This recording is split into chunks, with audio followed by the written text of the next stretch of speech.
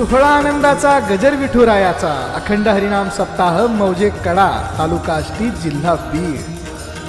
आपले नंद समस्त ग्रामस्थ मंडळी कडा तालुका आष्टी जिल्हा बीड। प्रेक्षेपण आपल्या आवडत्या मराठी हॉटस्पॉटवर। या कुंदेंदु तुषार हार धवला, या शुभ्र वस्त्रावृता, या वीणा वरदंड मंडित करा, या श्वेत पद्मासना, या ब्रह्माच्युत शंकर प्रभृतिभिर्देवैः सदा वंदिता, सा मां पातु सरस्वती भगवती निशेष जाड्यापहा। मूकं करोति वाचालं पंगुं लंघयते गिरिं, यत्कृपातमहं वन्दे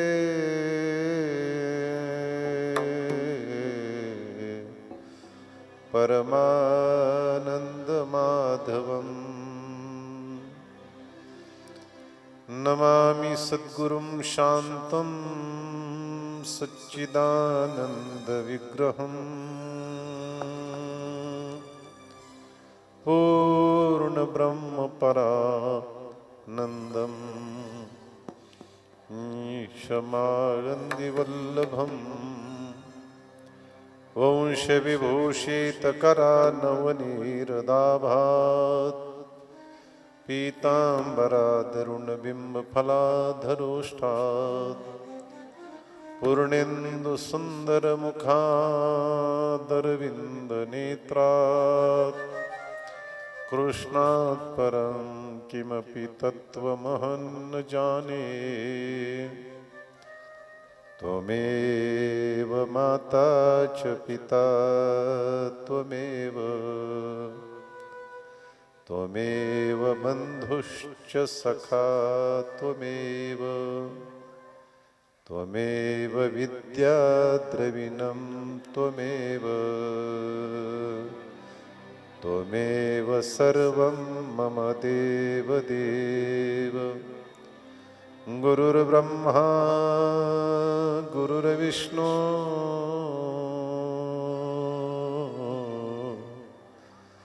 गुरुर्देवो महेश्वरः, गुरुर्साक्षात् परब्रह्म तस्मै श्री गुरुवे नमः। गुरुदेव तुम्हारी जय जय हो, देव तुम्हारी जय जय हो, गुरुदेव तुम्हारी जय जय हो, गुरुदेव तुम्हारी जय जय हो, जय जय हो तुम्हारी जय जय हो, तुम्हारी जय जय हो, तुम्हारी जय जय हो, तुम्हारी जय जय हो, जय जय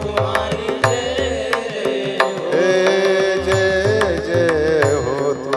जय जय हो, जय जय हो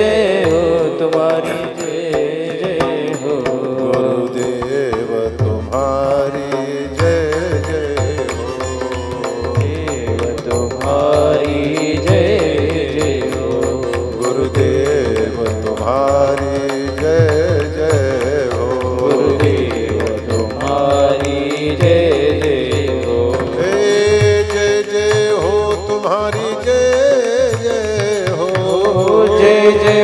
तुम्हारी जय। ताली वाजवा भजन करा। जय जय हो तुम्हारी जय जय हो, जय हो तुम्हारी जय जय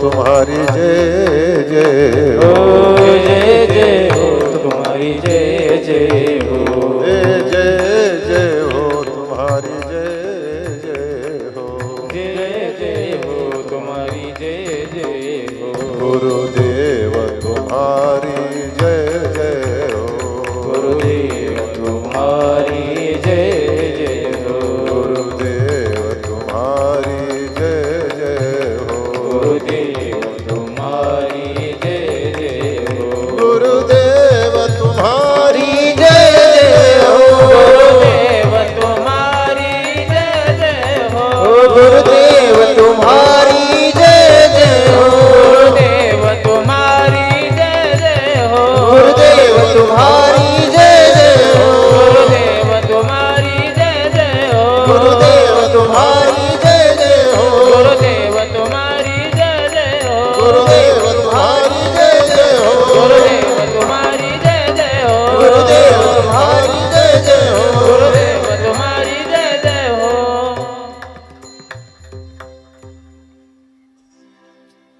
ज्ञानेषु भगवान् विष्णुः निवृत्तिर्भगवान् हरः सोपानो भगवान् ब्रह्मा मुक्ताख्या ब्रह्मचित्कला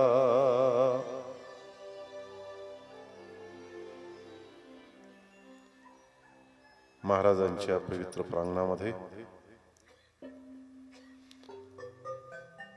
महाराजांच्याच 25व्या पुण्यतिथी प्रीत्यर्थ सुरू असलेला हा पुण्यतिथी सोहळा आणि त्यातील ही 3ऱ्या दिवसाची संत कथा त्याला आपण आज प्रारंभ करतो आहे.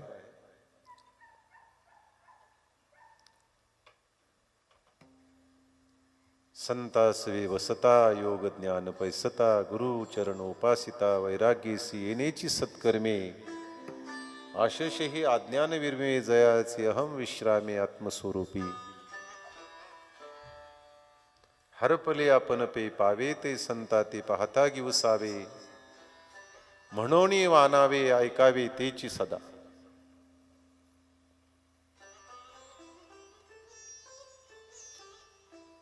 कोणताही घे.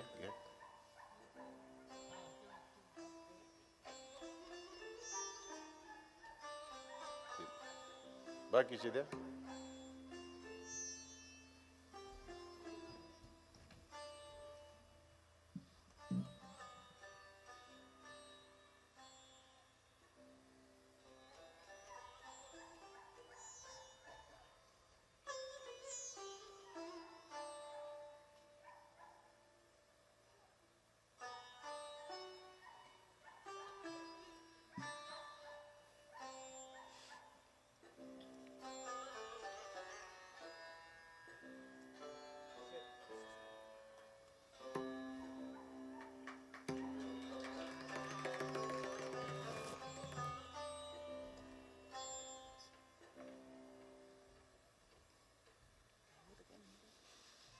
आज आपण थोडा कथेत बदल करूया आणि इथून पुढे आपण आज ज्ञानदेव वैष्णव मोठा मुक्त नामे विठ्ठल नामे मुक्त पेठा ज्ञानदान घडे श्रेष्ठा वैकुंठ वाटा संत गेले. माऊलीच्या चरित्राची सुरुवात करू आणि माऊलीच्या चरित्रात मग ही आलेली सगळी अंतर्गत चरित्राचं वर्णन करू.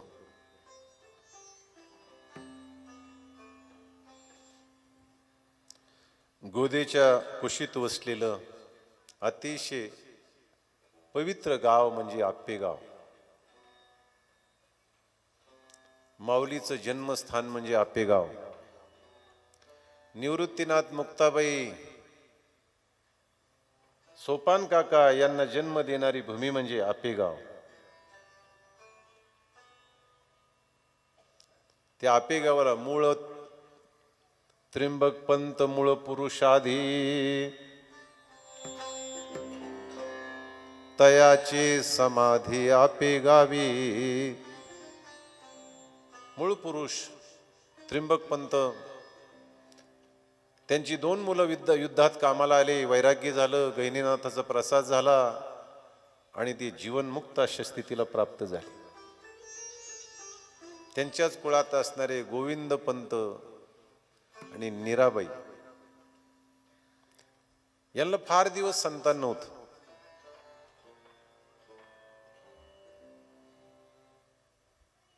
भगवंताकडे इच्छा केली आणि एका दिवशी गहिनीनाथ दारात आली. भिक्षांदेही. मीराबाईच्या चेहऱ्यावरचा भाव जाणला. आपल्या झोळीतून असणारी उदी काढली आणि दिली, पाण्यात सेवन करा. त्यांनी सेवन केलं आणि त्याच्यापासून जो पुत्र जन्माला आलं त्यांचं नाव विठ्ठलपंत. विठ्ठलपंत म्हणजे ज्ञानेश्वर महाराजांचे वडील. अतिशय वैराग्य संपन्न पुरुष जन्माला आला. अगदी कमी वयामध्ये त्यांनी अनेक विद्या संपादन केल्या. त्यांचं आजूळ म्हणजे पैठण. पैठण म्हणजे अनेक विद्वानानं गजबजलेली नगरी म्हणजे पैठण. अनेक असणाऱ्या वादांचा न्याय निवाडा जिथं व्हायचं त्याचं नाव पैठण. दक्षिण काशी म्हणून ओळखले जायचं त्याचं नाव पैठण. आणि त्या पैठण क्षेत्रामध्ये देवकते नावाचे आजही घराणं आहे, देवकुळे. त्या देवकुळे हे असणारं विठ्ठलपंतांचं मामास्थळ. तिथंच विठ्ठलपंतांचं अध्ययन झालं. फार मोठा अभ्यास केला. कमी वयामध्ये सगळी शास्त्र पारंगत झाले. आणि पूर्वीचा काळ असायचा, शास्त्र शिकल्यानंतर तीर्थयात्रा करायच्या. आपल्या अनुभवाशी त्याचं ताडून पाहण्यासाठी तीर्थयात्रा करायचे. मग कमी वयामध्ये विठ्ठलपंत तीर्थयात्रेला जाण्याचा आईवडिलाला अनुज्ञा मागू लागले. आता जसं एखादा मुलगा चांगला नोकरीला लागला, चांगला पैसे कमायला लागला, इकडून तिकडून पगार त्याला 50 असला ना असा 50 पडायला लागला, म्हणजे आता कसं पडतो सांगायचं काय. तर त्याचे आईवडील खुश राहतात. त्या काळात ते नव्हतं. आपला मुलगा असणारा परमार्थ करतोय, तीर्थयात्रेला जायचं म्हणतो, एवढे उत्तम त्याच्यावर संस्कार आहेत ना. मग मीराबाई आणि गोविंद पंत अतिशय आनंदित झाले. मग ते सोरटी सोमनाथ, द्वारका, भालुका तीर्थ ही सगळी गुजरात मधली तीर्थ करून करून विठ्ठलपंत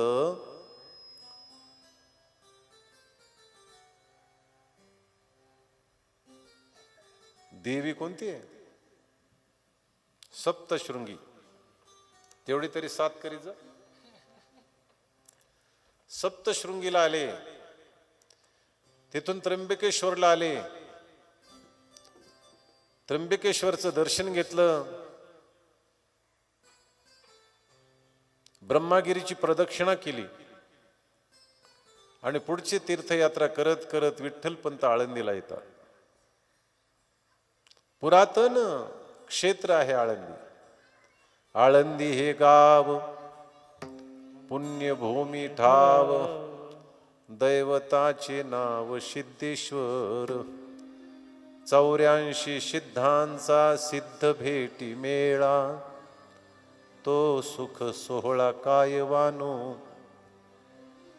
शेवटी महाराज देवाला म्हणतात, नामा म्हणे देवा चला तया ठाया, विश्रांती घ्यावया कल्पवरी. माणसाला बाकीकडे विश्रांती नाही मिळत. अविश्रांत जीव आहे, सारखी त्याची भ्रमंती चालू आहे आणि कुठंच समाधान नाही. मग समाधान मिळवायचं असेल ना तर चला आळंदीला. असं आळंदी क्षेत्र, जुनाट क्षेत्र. येत देव येऊन होती पक्षी. प्रत्यक्ष अशी साक्षी अस्ति नास्ती उदकी. आपल्या अस्थि टाकतात ना गेल्यावर माणसाच्या, कुणी पैठणला टाकतं, कुणी काशीला टाकतं, कुणी कुठं टाकतात. ज्याची जशी ऐपत असेल हरिद्वारला नेतात. एक महाराज कथा सांगायची म्हणतात, पण तंबाखू खाऊन सांगायची. तर श्रोते म्हणले, महाराज तुम्ही कथा फार चांगली सांगता हो, पण ते तंबाखू खाऊन सांगताना थुंका उडवतो म्हणले, ते ग्रंथावर याची होती, बरं नाही वाटत. महाराज म्हणले, अरे महाराजांची ज्या वेळेला कथा चालू असते त्यावेळेला त्यांच्या मुखामध्ये यमुना, गंगा, सरस्वती असतात.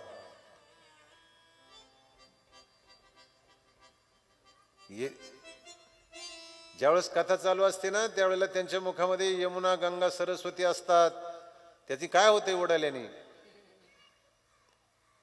त्याने ऐकलं.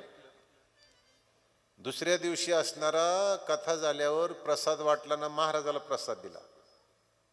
त्यांना वाटलं काय प्रसाद, काय खोबऱ्याचा आहे का कुठं आहे का काय, म्हणून त्यांनी तोंडात टाकला. त्याला कोणतीच चव नव्हती. ते म्हणले, अरे कोणता प्रसाद आहे?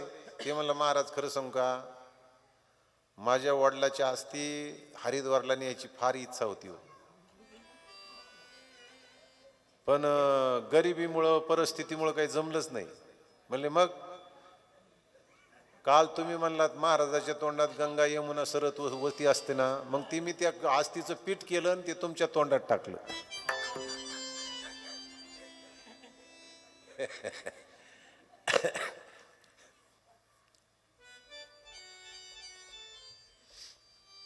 तसं मला हे सांगायचंय की कुठंही आस्ती टाकल्या, पण आळंदीला टाकल्यानंतर त्याचं पाणी होतं. आज आळंदीला तिचं विसर्जन केल्यानंतर आजही पाणी होतं आस्तीचं. हे असणारं प्रत्यक्ष प्रमाण आहे. अशी आळंदी आहे. अतिशय पुण्यनगरी आळंदी. ती इंद्रायणी आहे ना, इंद्रायणी. या आळंदीमध्ये अनेक लोकांनी तपश्चर्या केली. भगवान शंकरानं तपश्चर्या केली, कपिल महामुनीनं तपश्चर्या केली, ब्रह्मदेवाने तपश्चर्या केली, इंद्राने तिथं यज्ञ केला. इंद्र येऊनी भूमिशी याग संपादिली अहर्निशी. आता इंद्राने यज्ञ केला म्हणजे सगळे देव होते म्हणले तिथे यज्ञाला. मग आता देव असल्यावर तिथे काय हाबरेट असेल का खायला? अमृत प्यायला होतं. ऐका, यज्ञ संपल्यानंतर मग अमृताचं काय करायचं म्हणून ते अमृत वर ओतून दिलं आणि ती जी वाहिल्या गेलं आणि ती जी नदी तयार झाली तिचं नाव इंद्रायणी. अतिशय पवित्र इंद्रायणी. ज्ञानेश्वर महाराजांनी अनेक वेळेला त्या ठिकाणी समाधी घेतलेली आहे. अष्टोत्तर शते प्रमाण असं आहे. इतक्या वेळेला समाधी ज्ञानेश्वर महाराजाची आहे. ज्ञानेश्वर महाराज समाधी घ्यायच्याही कित्येक दिवस अगोदर एकदा भगवान शंकर आणि पार्वती त्या स्थानाहून चालले होते. ऐका, तिथं आल्यानंतर भगवान शंकराने आपलं विमान थांबवलं. मध्येच उतरवलं विमान, खाली उतरले. पार्वतीला वाटलं डाबा नाही, हॉटेल नाही, आणि मालकाने आमच्या मध्येच कुठे विमान थांबिलं. भगवान शंकर गेले आणि त्या जागेवर गडा गडा गडा लोळले. पार्वतीने विचारलं, देवा हे काय भानगड आहे?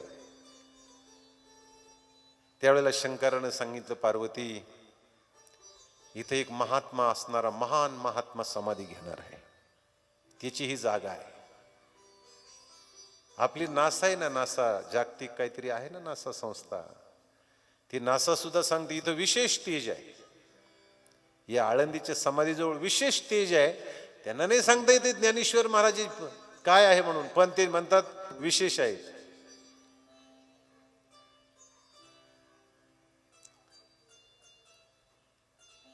ती आळंदी फार मोठं पुण्यनगरी आहे महाराज. काही वेळेला तपश्चर्या केल्या जाते पण स्थान महात्म्य नसतं, ती तपश्चर्या वायाला जाते. काही काही स्थानाचं महात्म्य असतं, काही वस्तूचं महात्म्य असतं, काही कालाचं महात्म्य असतं. असा एखादा काल येतो महाराज, त्या काळात माणसं चांगली बोलतात, चांगले खातात, चांगले कपडे घालतात, चांगलं वागतात, मग ती आमुष्य का असत नाही. दीपोळीला काय असते? दीपोळी कधी असते? आमुष्यालाच असते. हे आमुष्याचं सुदैव. दुसरी एक आमुष्य येते,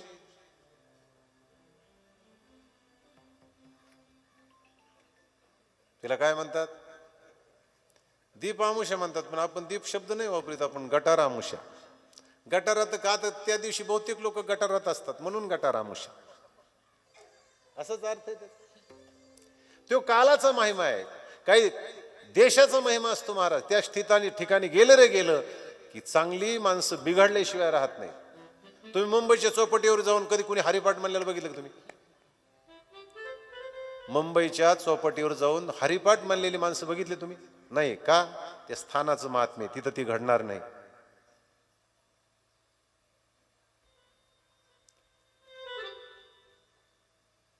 तुम्ही आळंदीला गेला, महाद्वारातून आत प्रवेश केला रे केला, कोणत्याही संप्रदायाचा, कोणत्याही धर्माचा, कोणत्याही पंथाचा, कोणत्याही विचाराचा माणूस असू द्या, त्याला हे नक्की वाटेल की आपण जरा बऱ्या ठिकाणी आलो.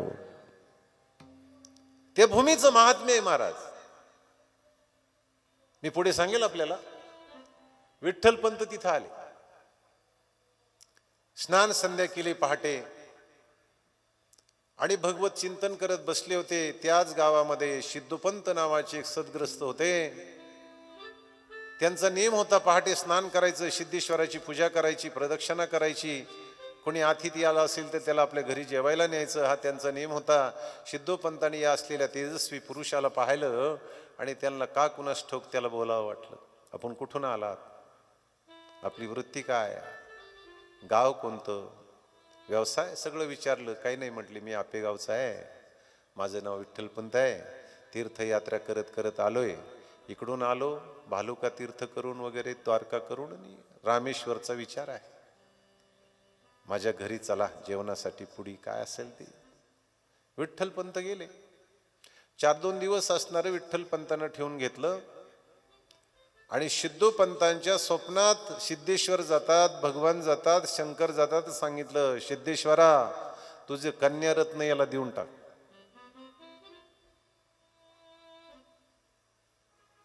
सिद्धोपंतांनी सकाळी उठल्यानंतर विठ्ठलपंतांना स्वप्नातला दृष्टांत सांगितला. मला अशी अशी भगवंताची आज्ञा आहे.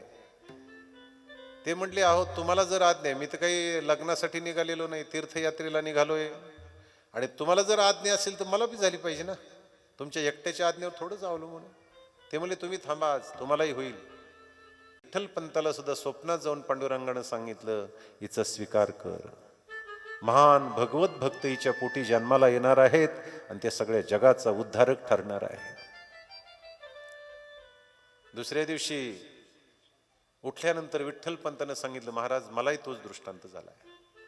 वेळ नव्हता, शेवटची तिथी होती, आई वडिलाला कळवणंही शक्य नव्हतं आणि घाई गडबडीने विवाह उरकून घेतला.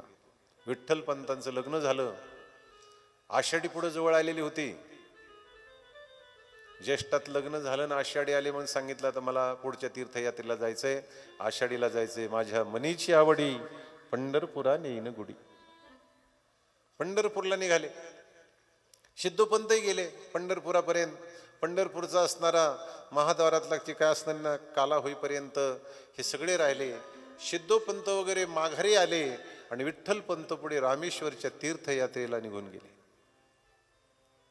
सगळ्या तीर्थयात्रा केल्या, दक्षिणेतल्या तीर्थयात्रा केल्या आणि मग परत आळंदीला आले. आता आई वडिलाला भेटण्याची उत्सुकता लागलेली होती, ओढ लागलेली होती.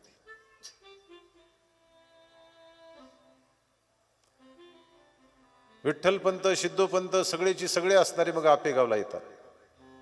मुलगा एवढ्या दिवसानं आला आणि पुन्हा एकटा नाही आला, सहकुटुंब आलाय, चतुर्भुज होऊन आलाय. आई वडिलाला फार आनंद. लग्नात तुम्हाला सांगतो वरमाईचा फारच थाटा असतो किंवा ज्येष्ठात थाटा असतो. आषाढीला तर विचारती वरमाई दिंडी कावा निघायची. तिला सुनाचा झटका कळाला ना.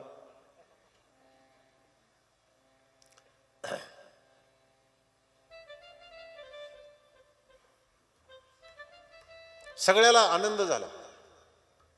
व्याहाला कपडे केले, सगळं असणारा यथाविधी पूर्ण केला आणि मग सिद्धोपंत आळंदीला परत आले. विठ्ठलपंतांचा असणारं गृहस्थ आश्रम सुरू झाला. विठ्ठलपंत आधीच विरक्त होते, आधीच उदास होते, त्यामध्ये पुत्र संतान नाही, त्यांनी आणखीच उदास झाले. विठ्ठलपंत विरक्त होऊ लागले. ते रुक्मिणीला म्हणायचे, रुक्मिणी या संसाराच्या वाटेवर मला सुख समाधान नाही लावायचं, मला संन्यास घ्यायची आज्ञा दे, मला देव व्हायचंय, मला देवाचा होऊ दे. रुक्मिणीने सांगायचं, महाराज पितृऋण फिटल्याशिवाय संन्यास नाही घेता येत, तुम्हाला पुत्र संतान असल्याशिवाय संन्यास कसा घेता येईल. त्यांना समाधान करायचं, पण विठ्ठलपंतांचं राहून राहून तेच असायचं, मला या संसाराच्या रस्त्यावर सुखी होता यायचं नाही, समाधानी होता यायचं नाही. मला जाऊ दे, मला देवाचं होऊ दे. हे असं बऱ्याच दिवस चाललं. मग सिद्धोपंताला मुलीने कळवलं की तुमची जावई कशात लक्ष घालत नाहीत, संसारातलं कुठलंच कार्य करत नाहीत, हा संसार कसा होईल, अमकं होईल, तमकं सगळं सांगितलं. सिद्धोपंत आले. सिद्धोपंताने या दोघाला आळंदीला घेऊन गेले. तिथं या, तिथं राहा, कदाचित मन लागेल, त्यांना काही समजून सांगता येईल असं. पण विठ्ठल पंतांच्या वृत्तीत काहीच बदल होत नव्हता. ते रोज म्हणायचे, रुक्मिणी मला संन्यास घ्यावा वाटतो, देवाचं व्हावं वाटतं, या संसाराच्या रस्त्यावर मी सुखी कधी होणार नाही. आणि एका दिवशी दुष्यित अवस्थेत असताना रुक्मिणी म्हणली, तुम्हाला जसं वाटेल तसं करा.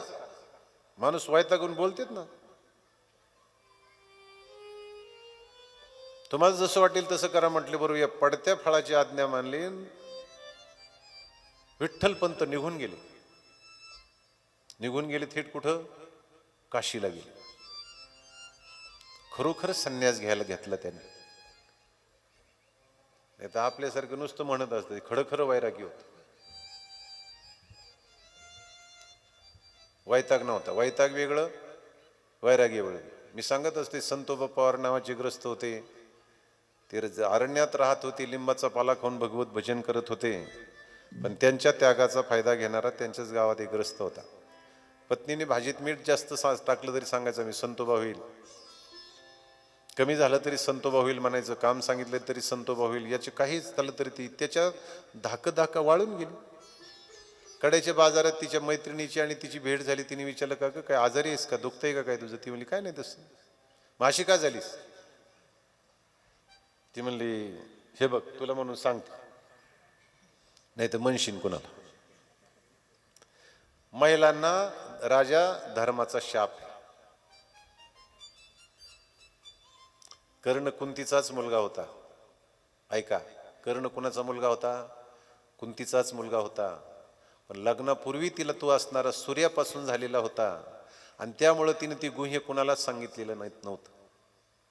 कर्णाला लोक असणारं सूतपुत्र म्हणलं की कुंतीला वाईट वाटायचं. तिचा एक असणारं 5 पुत्र विजयाच्या रस्त्यावर आहेत, पण एक पुत्र असणारा उपेक्षा भोगतोय, तिला वाईट वाटायचं. कुंतीला सुख कधीच नाही मिळलं. फक्त तिलाच माहिती होतं ते की माझा मुलगा आहे म्हणून. शेवटी कर्णाविषयी बोलायला लागल्यानंतर तिला वाईट वाटायचं. शेवटी कर्णाचं अर्जुनाचं युद्ध झालं. अर्जुनाने असणारे कर्णाला मारलं आणि विजय गुढी उभारण्यासाठी विजय उत्सव पांडव करत होते. कुंती मात्र रडत होती. पांडव म्हटले, आई आमचा शत्रू मेलाय, सगळ्यात बलवान शत्रू, आम्ही त्याचा नाश केलाय, आज आनंद उत्सव करायचा आणि तू रडतेस कशामुळं? भगवंताने सांगितलं, अरे धर्मा रडू दे तिला. तिला जीवनात कधी हसताही आलं नाही आणि रडताही आलं नाही. असं जिचं जीवन तिला कुंती म्हणतात. देवा का रडायचं तिनं? पण शत्रू गेलाय, आनंद उत्सव सोडायचा करून ही रडते कशामुळं? देवानं सांगितलं, अरे धर्मा तो शत्रू नव्हता, तुमचा सख्खा भाऊ होता. सख्खा, तुमचा सख्खा मोठा भाऊ होता.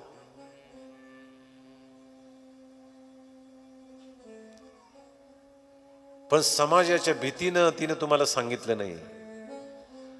कारण ज्या वेळेला कोणती धर्माला सांगायला जाते की हे, त्या कर्णाला सांगायला जाते की हे कर्णा तू माझा मुलगा आहेस, एकांतात गंगेच्या किनाऱ्यावर जाते, त्यावेळेला तो सांगतो मी तुझा कसा मुलगा असेल, तू राजमाता आहेस, मी सूतपुत्र आहे. ती म्हणते, अरे असं म्हणू नको, मला एकदाच आई म्हण. कर्णानं सांगितलं, तू आई म्हणून घेण्याचा अधिकार तुझा नाही. माझी आई राधा आहे, तुला आई म्हणून घेण्याचा अधिकार नाही. नुसतं जन्म दिल्याने कुणी आई ठरत नाही. आईची काही कर्तव्य असतात ती तू पार पाडलेली नाहीस. माझ्यापेक्षा तुला तुझी प्रतिष्ठा महत्वाची वाटली, तू प्रतिष्ठेला सांभाळस, माझा त्याग केलास. मी तुला आई नाही म्हणणार. मी तुला काहीच मागत नाही. ती म्हणते चल. हे पाची असणारे पांडव तुझे सेवक होऊन तुझी सेवा करतील, तुला राजा करतील. ते म्हणतो नाही, माझ्या असणाऱ्या बळावर दुर्योधनानं युद्ध आरंभलेलं आहे आणि अशा ऐन वेळेला त्या मित्राला धोका देणं ठीक नाही, मी नाही येऊ शकत. पण तू आलीस ना इथं, माग, मी कर्ण आहे, माग, तू काही माग, मी तुला देईल.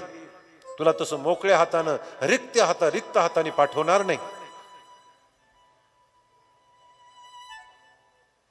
कुंती म्हणते कर्णा, माझी एक विनंती आहे. काय?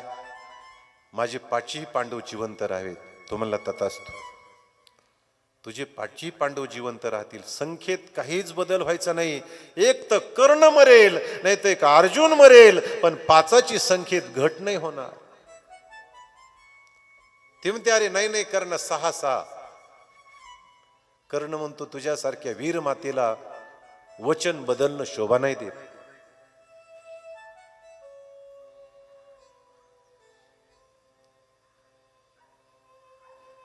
हे पाची जरी मला असणारे कसे जरी आले, मी त्याला रणात मारणार नाही. माझं युद्ध फक्त अर्जुनाशी असेल.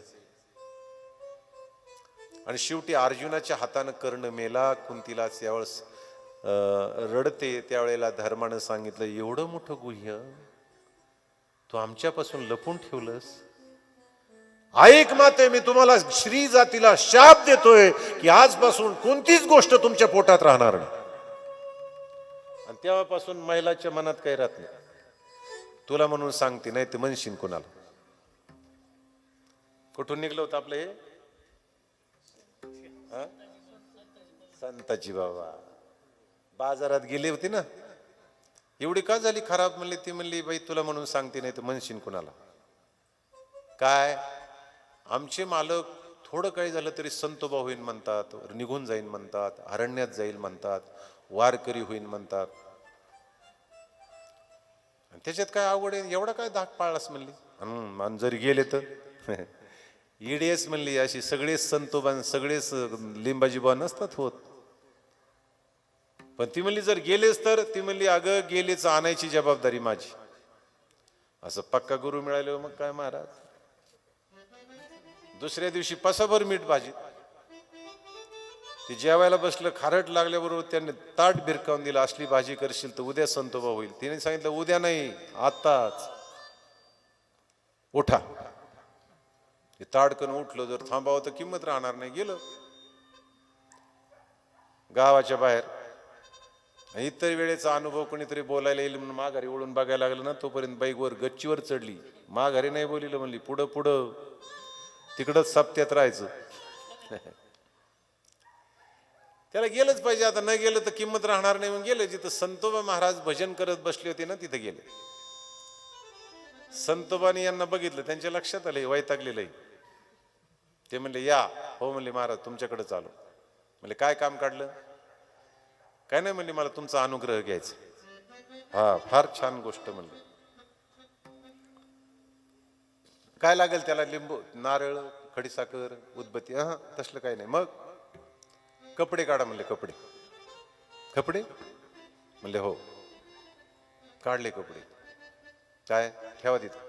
ठेवले. घ्या काड्याची पिठी. घेतली काड्याची पिठी. वडा तुमच्या हातात. ओढली काढी. पेटले कपडे. आता जशी थंडी आहे ना तशी थंडी होती. पेटले म्हणले. शेका म्हणले. थोड्या बसले शेकत. पूर्ण जळाली. झाली का राख? हो. ते राख घ्यायला अंगाला लावा. सगळ्या कपड्याची राख अंगाला लावली.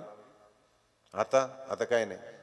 जय जय राम कृष्ण हरी, जय जय राम कृष्ण हरी, जय जय राम कृष्ण हरी, जय जय राम कृष्ण हरी, हरी हरी राम कृष्ण हरी, जय जय राम कृष्ण हरी, जय जय राम कृष्ण. टाळ्या वाजवा, भजन करा.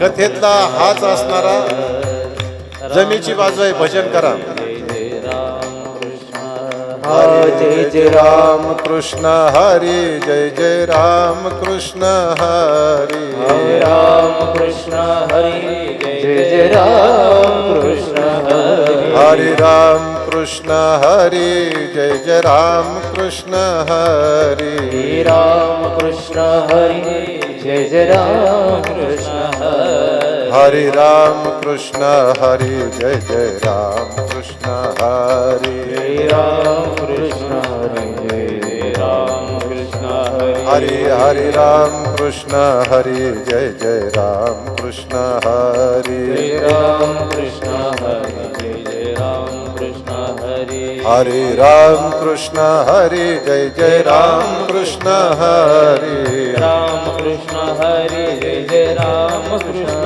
हरी हरे राम कृष्ण हरी जय जय राम कृष्ण हरी राम कृष्ण हरी जय जय राम कृष्ण हरी हरे हरे राम कृष्ण हरी जय जय राम कृष्ण हरी राम कृष्ण हरी जय जय राम कृष्ण हरे हरे राम कृष्ण हरी जय जय राम कृष्ण हरी राम कृष्ण हरी जय जय राम कृष्ण हरे राम कृष्ण हरी जय जय राम कृष्ण हरी राम कृष्ण हरी जय राम कृष्ण हरे हरे राम कृष्ण हरी जय जय राम कृष्ण हरी कृष्ण हरी जय राम कृष्ण हरे राम कृष्ण हरी जय जय राम कृष्ण हरी राम कृष्ण हरी जय राम कृष्ण हरे राम कृष्ण हरी जय जय राम कृष्ण हरी राम कृष्ण हरी जय राम कृष्ण हरे हरे राम कृष्ण हरी जय जय राम कृष्ण हरी हरी जय राम कृष्ण हरे हरे राम कृष्ण हरी जय जय राम कृष्ण हरी राम कृष्ण हरी जय राम कृष्ण हरे हरे राम कृष्ण हरी जय जय राम कृष्ण हरी राम कृष्ण हरी जय राम कृष्ण हरे हरे राम कृष्ण हरी जय जय राम कृष्ण हरी राम कृष्ण हरी जय राम कृष्ण हरी राम कृष्ण हरी जय जय राम कृष्ण हरी राम कृष्ण हरी जय राम कृष्ण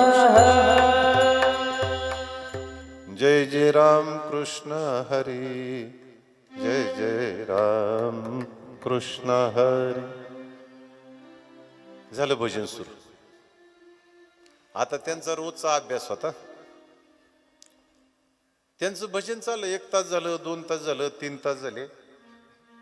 आता मी नुसतंच भजनच म्हणत राहिलो. तुम्ही निम्मी अर्धी तर कावाच जाते. ते तुकाराम महाराजांचं माळशिरसला कीर्तन असायचं. पंढरीती आळे म्हणजे वारी करायची देऊ ना माळशिरसला. तर लोकांनी सांगितलं महाराज आज सगळ्यात फर्स्ट क्लास बेस्ट मस्त उत्कृष्ट कीर्तन करा. माणसं विशेषण द्यायलाही भारी. विशेषणाचा अर्थ त्यांनाही माहीत नसतो. तुम्ही रात्री बघा एखाद्या कीर्तनाला आलेला नसतो आणि कीर्तनाला आलेल्याची त्याची जर भेट झाली तर तो याला विचारत असतो रात्री कोणाच होतं कीर्तन. होतं अमक्या अमक्याच. कसं काय झालं कीर्तन.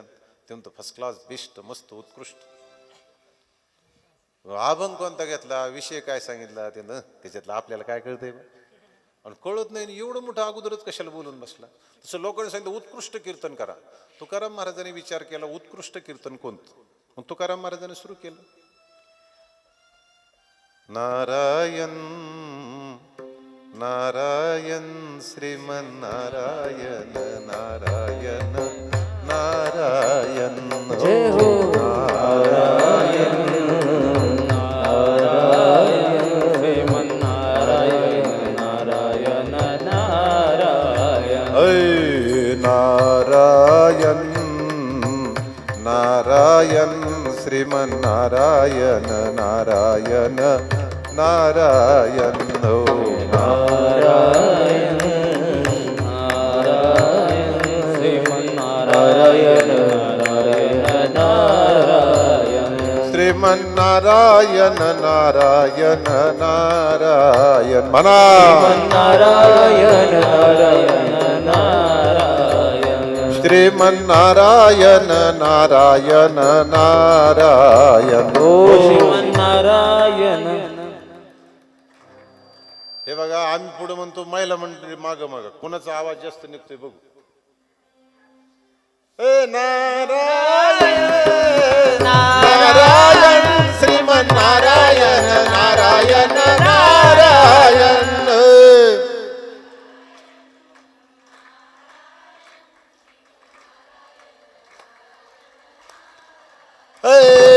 नारायण नारायण श्रीमन्नारायण नारायण नारायण श्रीमन्नारायण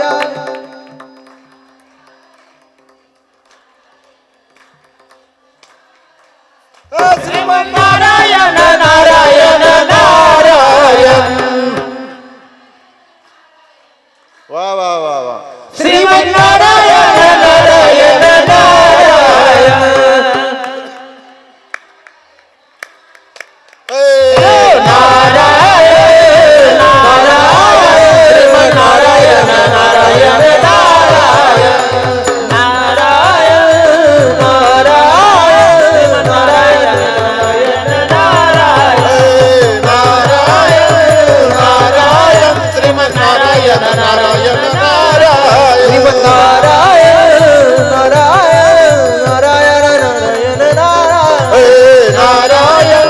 सोहळा आनंदाचा गजर विठुरायाचा अखंड हरिनाम सप्ताह मौजे कडा तालुका आष्टी जिल्हा बीड. आपले नम्र समस्त ग्रामस्थ मंडळी कडा तालुका आष्टी जिल्हा बीड. प्रेक्षेपण आपल्या आवडत्या मराठी हॉटस्पॉटवर.